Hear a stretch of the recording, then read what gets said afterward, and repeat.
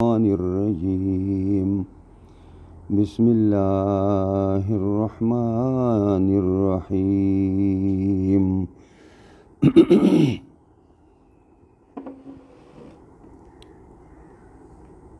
دا پرون کم ځای پورې ویلو وفي نو أعوذ بالله من الشيطان الرجيم بسم الله الرحمن الرحيم وفي موسى إذ أرسلناه إلى فرعون بسلطان مبين فتولى بركنه وقال ساحر أو مجنون فأخذناه وجنوده فنبذناهم في اليم وهو مليم. دا اللہ رب العزت سورہ زاریات کی جناب رسول اللہ صلی اللہ علیہ وسلم تا تسلی ورکئی ځکه چې دا مکې معظمې دور دی، هاور طرف ته د کفر او د شرک راج دی او د شرک غلبه ده. مشرکان په ډېر لوی کثرت سره دي او په ډېر لوی مخالفت د حق کې اړم دي او صحابه کرام چند کسان دي او ډېر لوی تکلیف کې دي د مشرکانو نه. څوک شهیدان کوي او څوک قیدونو کې اچوي او چاته په مختلف انواع د عذاب ورکوي او دا یو ډېر لوی د اضطراب حالت دی. نو په دې حالت کې الله پاک خپل پیغمبر ته جناب رسول الله صلی الله علیه وسلم ته تسلی ورکوي او د خپلو وروڼو انبیاء علیهم السلام هغه واقعات او هغه قصص هغه د هغه مخې ته ږدي چې ستانه دا کوم مشکل څه چې ته مخامخ یې دا یوازې ستانه بلکې دا د هر حق پرست دپاره دا مشکلات به سازیږي، خو ته به صبر کوې. ستا مخکنو وروڼو ستا چې کوم اسلاف دي هغوی صبر کړی او الله د کامیابۍ سره همکنار کړي وو. دقسې به ته هم صبر به کوې، آخري انجام کار د کامیابۍ به هم ستایي. نو په دې سلسله کې د حضرت ابراهیم علی نبینا علیه السلام قصه پرونی سبق کې تیره شوه او هغه چونکې د پیغمبر خدا صلی الله علیه وسلم نیکونو کې او پلارانو کې را روان دی او اولو العزم پیغمبر دی او امام الانبیاء دی، نو په دې وجه باندې د هغه واقعه مخکې ذکر کړله. اوس یو دویم اولو العزم پیغمبر حضرت موسی علیه السلام واقعه پیش کړي او فرمایی وفي موسی او دارنګي د موسی علیه السلام پر قصه کې او واقعه کې یو لوی نښه او یو لوی عبرت پروت دی. اذ ارسلناه الى فرعون، هغه وخت چې اولیږه منګه دی موسی علیه السلام لرا فرعون ته بسلطان مبین، پاغه حجت واضح او ښکاره باندې. سلطان اصل کې غلبې ته وایي او د دلیل په وجه او د برهان په وجه سړی په خپل خصم مقابل باندې غلبه حاصلوي. د دې وجې نه د هغې دلیل نه تعبیر په سلطان سره وشو، د هغې برهان نه د تعبیر په سلطان سره وشو. لېږلی ومونږه حضرت موسی علی نبینا علیه السلام فرعون ته بسلطان مبین په یو حجت واضح سره، او هغه حجت واضح هغه ګڼې معجزې وي او من جمله د هغې نه دا وه چې موسی علیه السلام به خپله امسا وغورځوله نو د هغې نه به مار ساز شو او د هغې نه چې به مار ساز شو نو یو مهیب مار به او د دې وجې نه فرعون به د هغې نه ډېر زیات په ګبراهټ کې کېده. فتولى برکنه، دلته خدا قصه او واقعه انتهایی اجمالی قرآن ذکر کړی ده. ډېره لویه معرکه د موسی علیه السلام او د فرعون په منځ کې تېره شوې ده. په دې کې د ساحرانو هغه مقابله هم کړی شوې ده او هغوی په موقع باندې په میدان کې هار شوي دي په مقابله د حق کې او حق فوراً تسلیم کړی دی او په هغه حق باندې په شهادت باندې هم هلته رسېدلی دي. دا پوره تفصیل قرآن کې ځای په ځای باندې الله تعالی کړی دی. او دلته قرآن د هغې هغه نچوڼ او خلاصه راوباسي چې موسی علیه السلام حجت مبین پیش کا او دلایل پیش کړه او 9 معجزې پیش کړې او ډېر مسلسل جد و جهد او کوشش یې وکړو، نتیجه سره ووته فتولا برکنه، پس واوړېده فرعون د حق د منلو نه برکنه په خپل رکن سره.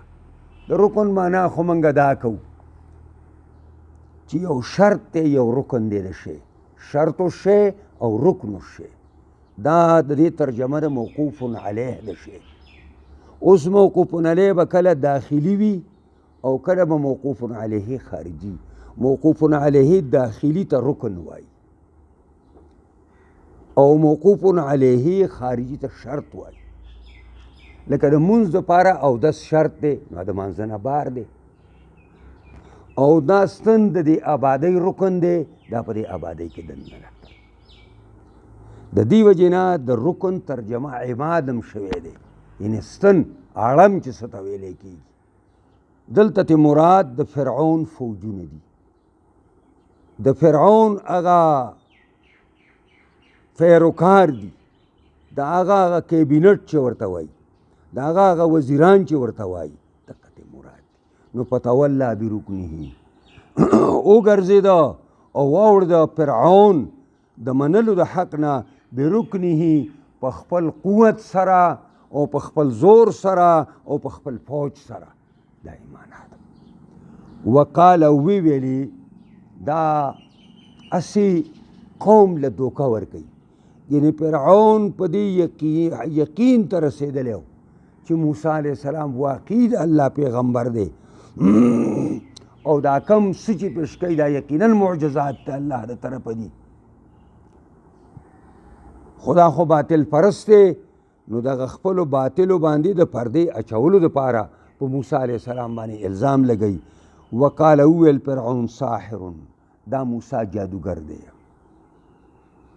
او مجنون، یا دی لیونی دی. یعنې د دوو نه خالی نه دی، په دې دوو کې متردد دی، یا جادوګر دی او یا لیونی دی. جادوګر خو په دې وجه باندې دی چې دی امسا راوالي او ویې غورځوي، هغې نه مار ساسي، لاس پرې ګریوان کې دننه کي راوباسي، هغه د شعاو په شانتې پړکېږي. نو ساحر راته ښکاري.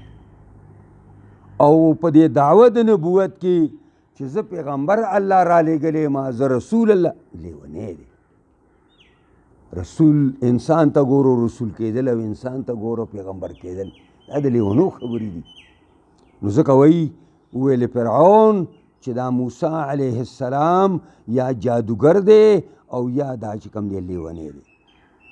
الله فرمایي چې کله د حق نه واوړېده او دا الزام یې ولګاو او ډېره ممتده زمانه الله تعالی دله عمر ورکړی و، خو دا بدقسمته انسان په دغه هدایات او تعلیماتو باندې روان نشو، بلکې الټه هغې ته شا کړه د خپل قوت په وجه باندې. نو فاخذناه وجنوده، پس اونیو منګه د فرعون لره وجنوده د فوجونو لره، یوازې دی نه د فوجونه. د دې وجې نه دا قرآن دا خبره وکړله، ځکه چې بل ځای کې راځي واغرقنا آل فرعون وانتم تنظرون، منګه آل فرعون غرق او تاسو ورته کتل، بني اسرائیلو ته الله وایي. نو هلته بعضو خلکو ته دا مکمله او شوې ده چې دا حکم خو په مضاف باندې کېږي، په مضاف الیه باندې نه کېږي. نو آل مضاف دی فرعون ته، نو آل هلاک شوی دی، فرعون بچ شوی دی. په دې علماو کې بخوانو علماو کې داسې دا شیخان غوندې او بزرګان او صوفیان غوندې علما، هغې کې د بعضو خلکو دا وینا ده چې هغه بچ شوی دی، فرعون خلاص شوی دی. نو دلته قرآن وایي د هغې رد کوي دا خلکو چې فاخذناه وجنوده. اوس اخذنا کې خو تاویل نه کېږي او نه پکې مجاز کولی شي، ضمیر فرعون ته راجع دی. فاخذناه اونیو موږ د فرعون لره وجنوده د فوجونو لره، دواړه م اونیول. فنبذناهم فی الیم، پس واچول موږ دوی لره په هغه ډونګي او جوور سمندر کې. یم اصل کې بحر ته وایي او بعضې مفسرین وایي هغه جوور سمندر هغه جوورې حصې ته وایي. په جووره حصه سمندر کې چې هغې ته بحر قلزم وایي او هغه د دې بحر او د غټ سمندر هغه حصه ده په هغې کې الله تعالی ډوب کړو. وهو ملیم او حال دا دی چې د ملیم په معنا دا ده چې آتن بما یلام به من الکفر والظلم. نو د ملیم معنا دا ده دی راتلونکي په هغه کارونو باندې چې د هغې په وجه دی ملامته کړی شه. دا وایي کله چې د ده دا ورځې نږدې شو نو جبریل علیه الصلاة وسلام ورته راغی د یو انسان په شکل کې او د مفسرینو لیکلي دي او تپوس یې ترې وکړه ده به فتوې هم ورکولې. دا اوسني مفتیان هم داسې دا بې علمه مفتیان که نه. نو فرعون هم مفتي و د فرعون نه هم خلکو فتوې غوښتې.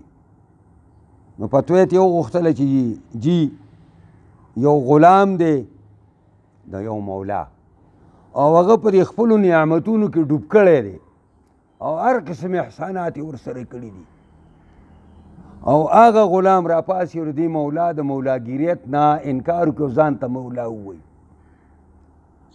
نو ستاسو د دې غلام په باره کې څه فتوا ده؟ نو د ولیکل چې د مصعب ابن ریان د ده نوم دی د مصعب ابن ریان فتوا دا ده چې داسې غلام دی په سمندر کې ډوب کړی شي. د دې وجې نه چې دی حتی اذا ادرکه الغرقو کله چې دا فرعون دی غرق کېدلو وموندو د اوبې پرې خوله کې ورننوتلې نو جبریل علیه السلام ورته خپله فتوا وښودله چې صیب خفه کېږه مه دا ستا هغه فتوا ده دا یې هغه ملام او ملامتیا ده چې حضرت ابراهیم دغه ورته ویل جبریل دې ته وګوره تا نه وویلې چې داسې غلام په سمندر کې ډوبول پکار دي او بیا په یوه ساه درې ځله ایمان راوړو خو بېټې مو نو بس منظور نه شو. وفي عاد إذ أرسلنا عليهم الريح العقيم ما تذر من شيء أتت عليه إلا جعلته كالرميم. وفي عاد او په قبیله د عاد کې فقوم عاد کې هم یو لویه نښه د عبرت موجوده ده. اذ ارسلنا عليهم الريح العقيم کله چې راولېږه موږ په هغې باندې هغه باد بې خیره ریح باد ته وایي او دا تاسو ته ما ویلي دي چې کوم ځای کې قرآن کې ریح په جمع باندې ذکر شي نو هغه د رحمت په مقام کې ذکر کېږي. لکه قرآن وایي الله تعالی بادونه راولېږي نو هغه وریځې راوچتې کي او چې کوم ځای کې الله غواړي هلته د هغې نه باران وکړي او دلته ریح دی. ریح عام ته ورسره په عذاب کې استعمالیږي. نو عرض دغه دا اذ ارسلنا علیهم هغه وخت چې راولېږه موږ په دې عادیانو باندې الریح العقیم باد لره او دا داسې باد نه و دوی بیا د ځمکې او د اسمان پرې منځ کې اوچتول او بیا به یې د هغه ځای نه راخطا کول او د ځمکې ته بیا وهل.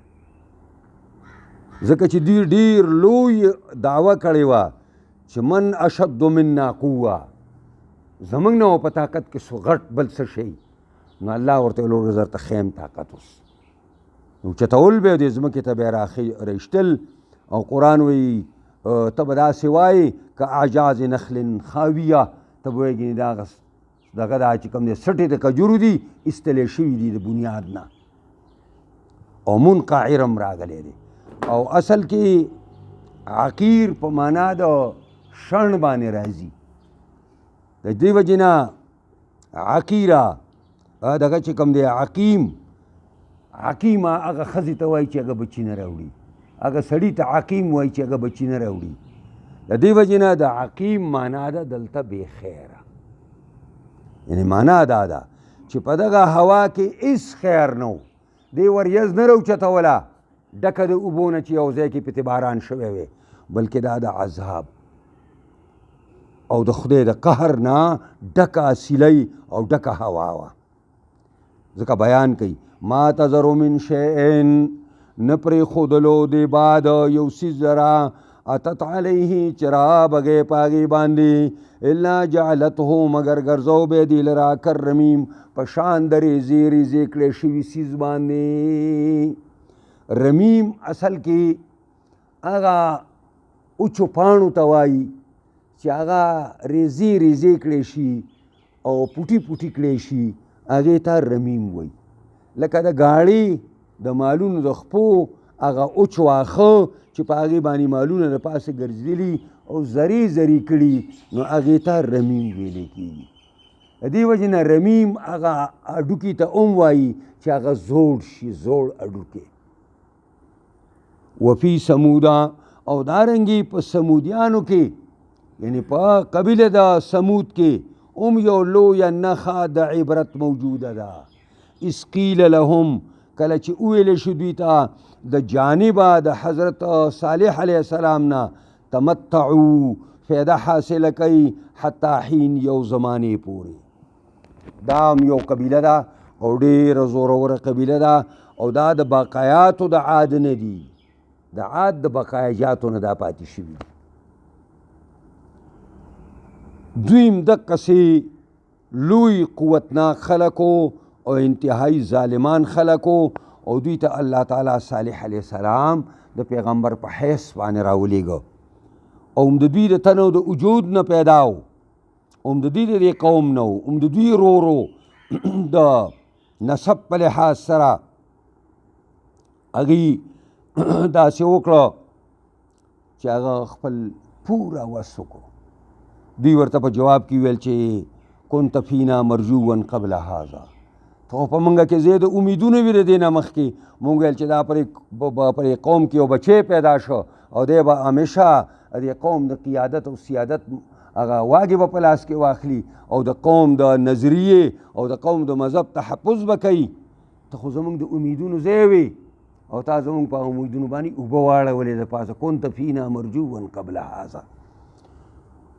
او بیا یې د هغه نه معجزه وغوښتله او معجزه د اوښي په شکل کې وغوښتله او د 10 میاشتو بلار به وخه او بیا هغه فورا لنګېږي او بیا هغه دونه پی کوي چې دا ټول قوم یې سکي او هغه د مهیبه ده او د معجزې اوښه ده، دوی مالونه ته یریږي او خاص کر یوه زنانه ده چې د هغې ډېر مال دی او هغې ته د دې نه ډېر لوی تکلیف دی او په دې کې اشقص سمود چې ورته وایي قدار زوی د صالف د هغه انډیواله وه او هغه خپلې انډیوالې ورته وویلي چې زما مال ته د دې نه ډېر لوی تکلیف دی دا وجل غواړي چې دا ته مړه کا.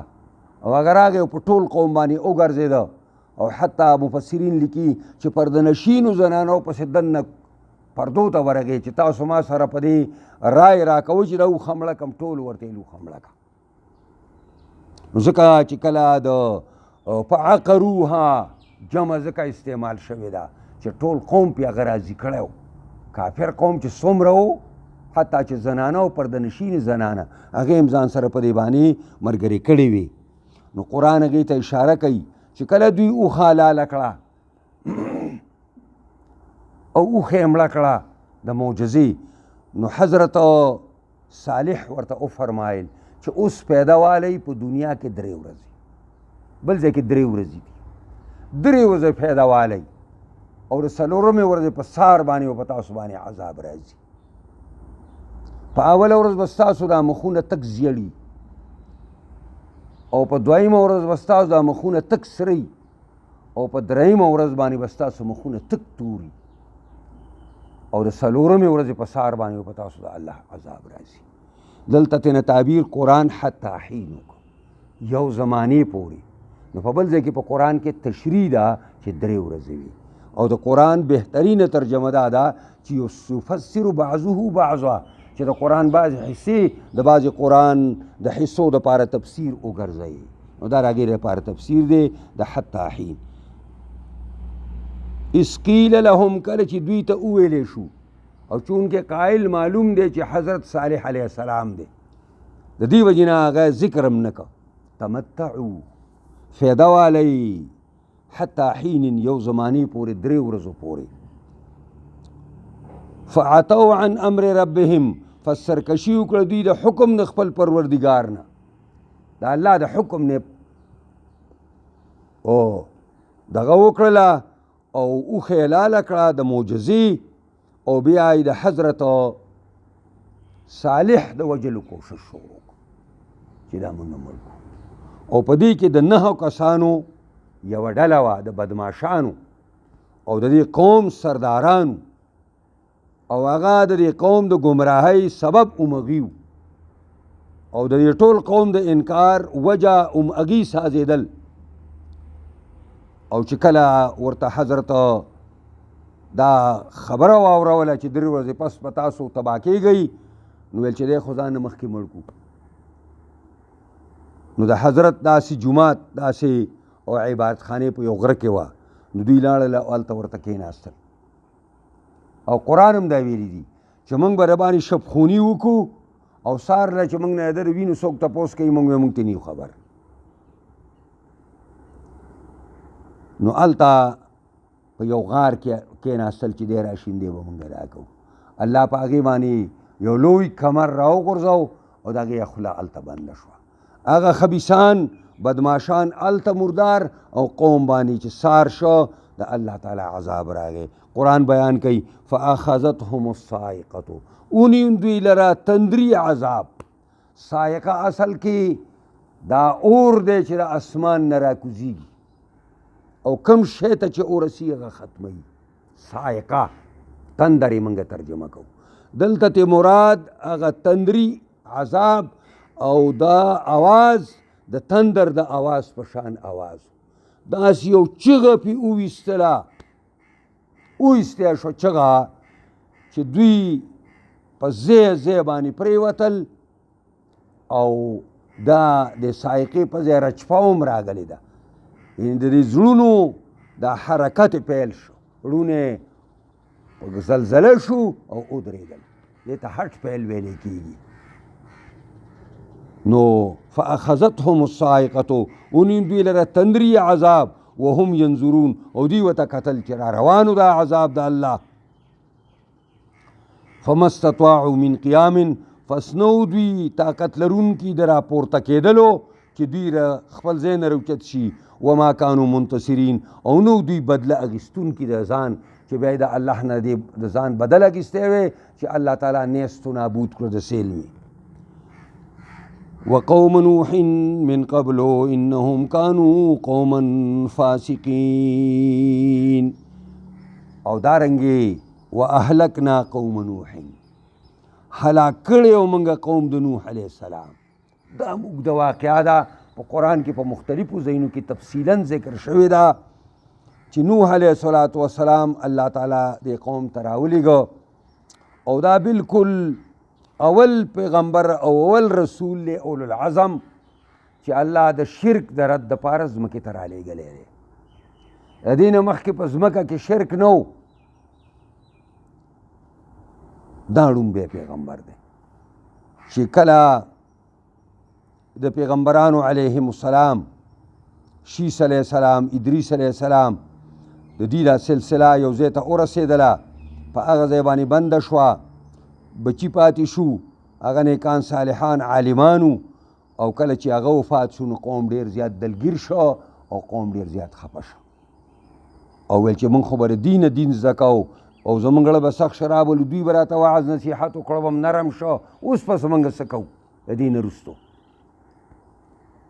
نو شیطان دقه ځای کې مقوم موندلی او راغی او ورته یې وویل چې که زه تاسو له دې تصویرونه ساز کړم او دا تاسو په دا مجسمې به په یو ځای کې کېدئ او تاسو به راځئ، نو چې چاړه سختېږي داسې به ورته ګوري نو زړه به یې نرمېږي.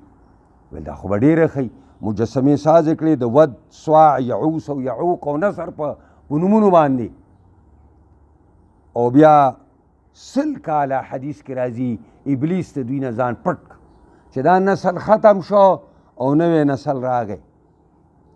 چې نوی نسل راغی نو بس بیا ورته په دب الیهم الابلیس، ابلیس ورته غلی غوندې بیا راغی. ویل تاسو خبر یئ د دې بوتانو بس تاسو پلارانو پوجي کولې، د دې سجدې به یې کولې، د دې نذرانې به یې منلې. دقه ځای نه د شرک بنیاد په ځمکه کې کېښودی شو. دې نه مخکې شرک او کفر نه و، دقه ځای نه بنیاد کېښودی شو او په د هغه بنیاد د نړولو دپاره او د شرک د مینار د ختمولو دپاره سلسله پیغمبران شروع شوه او پای کې لومبنی پیغمبر حضرت نوح علی نبینا علیه الصلاة والسلام. د ده نوم خپل عبدالغفار دی او دا نوح ورته ځکه وایي نوحه اصل کې جړا ته وایي د قوم په دې حالت باندې به جړل. وقوم نوحین او هلاک کړی وو من قوم د نوح علیه السلام من قبل مخکې د دې امتونو نه هغه هم موږ ذلیل کړي او خوار کړي دي. انهم کانوا قوما فاسقین، یقینا او دا قوم د نوح علیه السلام او دی یو قوم نافرمان. فسق وی الخروج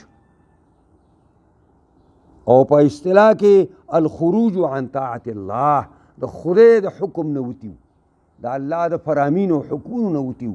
نو ځکه چې کوم دی الله تعالی د هلاکت سره او د تباهۍ سره مخامخ کړه. په دې کې چې څنګه پیغمبر اسلام ته تسلي ده په دې قصصو کې او څنګه صحابه کرامو ته تسلي ده او د هغوی د زړه ټکور دی، نو دقسې قریشیانو ته په دې کې تخویف او یاره ده چې دا څونه پیغمبران راغلي دي دا ټول په درجه کې د حضرت محمد مصطفی نه لاندې دي او د هغې نه انکاریان خلک الله رب العزت تباه کړي دي. نو دې خیر الرسل نه د خاتم النبیین پیغمبر نه چې قریشانو تاسو مخالفت کوئ ستاسو انجام به د دې نه بدلي، ستاسو انجام به د دې نه بدل نه وي بلکې نه بدتري. د دې وجې نه په بدر کې الله تعالی قریشانو ته داسې سزا ورکړه چې 80 صنادید قریش ترې ووژلی شو او 80 ترې قید شو او نور باقي وتښتېدل، مالونه او هر څه دولتونه او وسلې پرېښودې او باقي وتښتېدل. حالانکې څه د پاسه 1000 د بدر په غذا کې کفار دي او 313 د جناب رسول الله صلی الله علیه وسلم سره صحابه کرام دي. الله دې موږ او تاسو په قرآن عظیم الشان کتاب باندې پوهې کړي او دې سره سره دې الله موږ له په دې باندې د کامل مکمل عمل کولو توفیق راکړي. الله دې په تمامه دنیا کې دا تمامه دنیا دې الله د قرآن په رنګ کې رنګ کړي، د شریعت په رنګ کې رنګ کړي، د سنت په رنګ کې رنګ کړي او خاص کر پاکستان کې دې الله اسلامی نظام راولي او د شریعت او د قرآن نظام راولي او دا د ظلم نظام دا د انګریزانو نه موږ ته پاتې شوی نظام دا دی الله راتو رات ختم کړي. الله دې زموږ ټولو په حالت باندې رحم وکړي او خاتمه دې الله زموږ ټولو په ایمان کړي. الله زموږ څونه مشران کشران زنانه نارینه وفات دي الله ټولو بخي. الله رب العزت څونه د مسلمانانو بیماران دي ټول ته شفا کامله عاجله ورکړي. الله زموږ ټولو په حالت باندې رحم وکړي، خاتمه زموږ د ټولو په ایمان باندې کړي. اللهم ربنا آتنا فی الدنیا حسنه وفي الآخرة حسنه